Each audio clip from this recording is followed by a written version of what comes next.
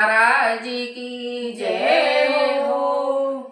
बहुत प्यारा निर्गुण भजन है कि जैसी हमारी नियत है तो हमारा जो हमको प्रभु हमें जो फल देगा ना वो हमारी नियत के हिसाब से देगा। जैसा हम कर्म करते हैं उसी हिसाब से हमें मिलता है। तो जैसी नियत होती है वैसा ही हमें उसका फल मिलता है। अच्छी नियत होगी तो अच्छा ही फल मिलेगा, और हम किसी के लिए बुरा नियत से सोचेंगे तो हमें बुरा ही गंदी हम सोचते हैं कि ये माल मेरा हो जाए, तो ऐसे थोड़ी हो जाता है। उसके लिए बहुत मेहनत करनी पड़ती है। नियत खराब करने का क्या फायदा, किसी का धन आज हो ना कल, ना किसी का कल हो। तो बहुत प्यारा वचन है, नियत को साफ रखो अपनी को, जो प्रभु दे उसी में खुश रहो।